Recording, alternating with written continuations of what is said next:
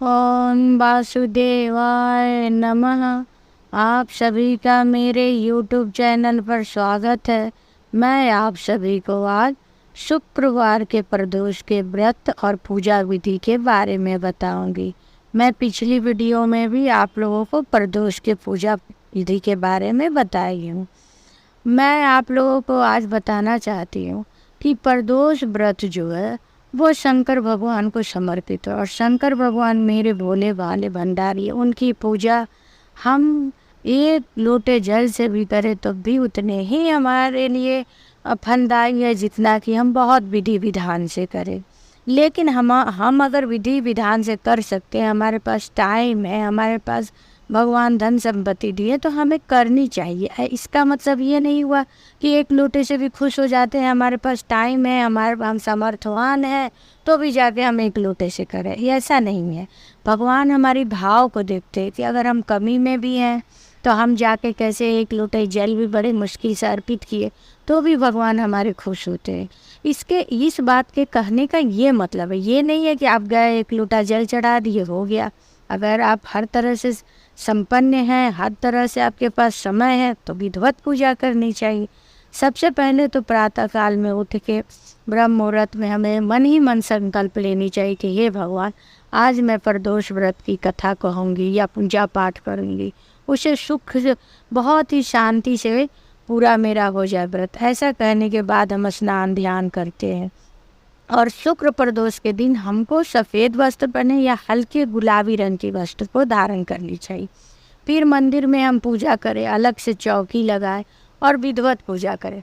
अगर हमारे पास समय है और सुबह शिवालय जा सकते हैं तो सुबह में भी हमको शिवालय जाकर पूजा करनी चाहिए और भगवान को हर चीज़ अर्पित करनी चाहिए। जैसे भगवान को सफ़ेद पुष्प, भांग, धतूर, शहद, दही, दूध, गंगा जल, अब नाना प्रकार के मतलब जो भी हम शिव भगवान को चढ़ा सकते हैं वो सब चीज़ हम चढ़ाएं और दिन भर हम उपवास रहें। अगर आप चाहते हैं तो बहुत लोग निराजल उपवास रहते हैं प्रदोष व्रत में, नहीं तो आप फलाहार भी कर सकते हैं। और शाम के समय प्रदोष काल में जो सूर्यास्त से 45 मिनट पहले से लेके 45 मिनट बाद तक रहता, उस समय तो हमको पूजा करनी ही करनी चाहिए, पूजा करनी चाहिए। अगर आप सुबह कथा नहीं पढ़ पाए हैं या सुन पाए हैं तो शाम को सुननी चाहिए।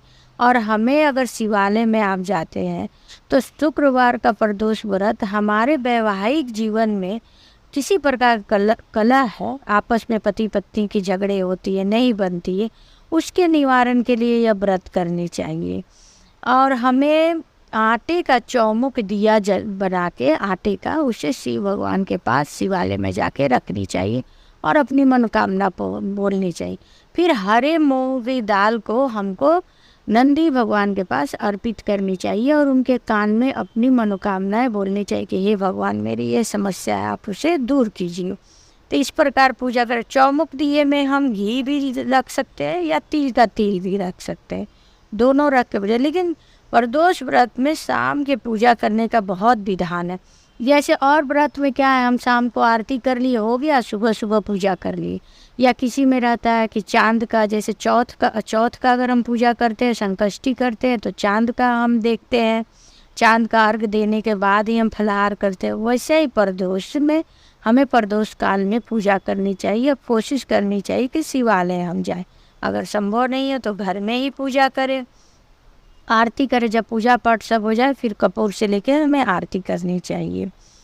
उसके बाद से जिस प्रकार एकादशी व्रत महीने में 2 पड़ता है, शुक्ल पक्ष और कृष्ण पक्ष में, वैसे ही प्रदोष व्रत भी 2 पड़ते हैं, कृष्ण पक्ष और शुक्ल पक्ष। और जिस दिन पढ़ते हैं, जिस वार के दिन, उस वार का हम कथा कहते हैं या सुनाते हैं। तो प्रदोष व्रत के पूजा में हमें एक बात की और ध्यान रखनी चाहिए, हमें मीठा फलाहार ही करना चाहिए। अगर आप स्वास्थ्य से असमर्थ है तब आप एक अन्न खा सकते हैं, लेकिन नमक तो बिल्कुल नहीं खाने चाहिए। अगर आप बहुत ज़्यादा असमर्थ हैं कि आप व्रत नहीं रह सकते तो कम से कम शाम के समय पूजा कीजिए नहा धोआ के, और कथा कहिए, सुनिए या मंदिर जाइए, या सुबह भी पूजा पाठ आप कर सकते हैं। व्रत नहीं रह पा रहे हैं, अगर स्वस्थ आप नहीं है तो व्रत बिल्कुल ला रही है।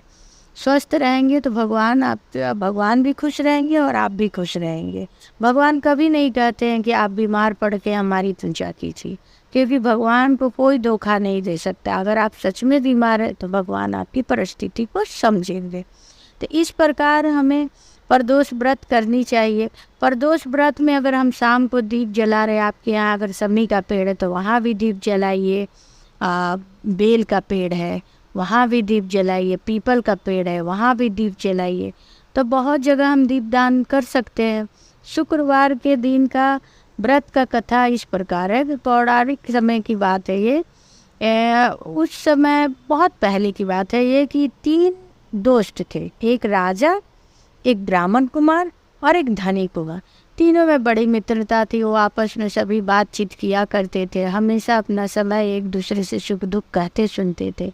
एक समय की बात है कि राजकुमार की विवाह, तीनों की विवाह हो गई थी, 2 की पत्नी आ गई थी, लेकिन धनी कुमार की पत्नी नहीं आई थी।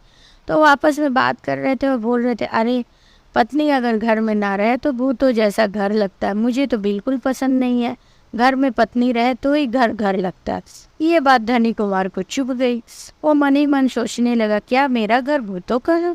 ऐसा सोच के वो घर पे गया और अपनी माँ पापा से कहने लगा, ये माता पिताजी आप लोग मेरी गौना करा दीजिए, क्योंकि उसका विवाह हो गया था लेकिन गौना नहीं हुआ था। उनके माँ बाप बोले, देखो शुक्र अभी अस्त है, अभी तुम्हारी गौना नहीं हो सकती है। लेकिन वो नहीं माना, ससुराल चला गया। ससुराल जब गया तो उसकी पत्नी के भी माँ बाप बोलने लगे, अरे दामाद जी अभी तो शुक्र अस्त में है, आप अभी नहीं विदाई करा सकते। लेकिन वो हट करने लगा, वो मान ही नहीं रहा था। फिर उस बोले कि चलो भाई, भारी मन से अपनी लड़की को विदा किए। जब विदा किए तो बैलगाड़ी जैसे उसके गांव से बाहर निकली, उसका चक्का एक टूट गया और गाय के भी पैर टूट गए। तो वो लोग कैसे भी, और दोनों पति पत्नी को भी, धनी कुमार और उसकी पत्नी को भी चोट आई थी, वो कैसे भी उतरे, फिर पैदल चलने लगे। जब वो कुछ दूर आगे गए तो जंगल पड़ा। जंगल में डाकू थे जो इनका सब चीज़ लूट लिए और मारे पीटे भी थे। वो कैसे भी अपने घर पहुँचे। घर अभी पहुँचे, अभी घर में कदम ही रख रहे थे धनी कुमार, तब तक सर्प ने डस लिया और वैद्य को बुलाया गया। वैद्य आके बोले, देखिए ये बच नहीं सकते हैं, 3-4 दिन ही इनके पास समय है और ये नहीं बच सकते। जब यह बात ब्राह्मण कुमार को पता चली और राजकुमार को, तो दोनों उसके घर पहुँचे। ब्राह्मण कुमार ने कहा कि आप क्यों इस समय इनकी विदाई कराया, अभी तो शुक्राष्ट में है। तब उनके माँ बाप कहने लगे कि हम लोगों ने बहुत मना किया था लेकिन नहीं माना। तब फिर ब्राह्मण कुमार ने उनके माँ बाप और पत्नी से कहा कि आप शुक्रवार का प्रदोष व्रत कीजिए, मैं आपको विधि विधान बता देता हूँ, उस प्रकार से व्रत करने से इनका उद्धार होगा। फिर ब्राह्मण कुमार ने धनी कुमार की पत्नी और उनके माता पिता को बताया कि कैसे शुक्रवार का व्रत करना है और प्रदोष काल में इनका पूजा पाठ करना है। शुक्र प्रदोष करने के बाद जब वो थोड़े स्वस्थ हुए तो ब्राह्मण कुमार ने कहा, इन्हें अभी इनकी ससुराल भेज दीजिए और जब शुभ मुहूर्त हो तभी ये विदा करा के अपनी पत्नी को लाए। इस तरह धनी कुमार अपनी पत्नी को लेकर ससुराल चले गए और कुछ दिन बाद जब शुक्र का प्रभाव खत्म हुआ, शुभ मुहूर्त आया, तब वो विदा करा के अपनी पत्नी को अपने घर लेके आए। तो इस तरह से हमें मुहूर्त का भी ध्यान रखना चाहिए। और ये शुक्र प्रदोष की कथा है कि शुक्र प्रदोष की कथा कहने से और व्रत करने से कैसे धनी कुमार के प्राण बचे और दोनों पति पत्नी बड़े ही प्यार और अच्छे से रहने लगे। इसलिए जो कथा कहता है, सुनता है, उनकी भी मनोकामनाएं भगवान पूर्ण करें। और मेरी आप लोग से विनती है कि आप लोग मेरे चैनल को लाइक और सब्सक्राइब करें और कहानी सुनने से आपकी भी मनोकामना पूर्ण हो और कहानी सुनाने से मेरी भी मनोकामना पूर्ण हो। ओम वासुदेवाय नमः।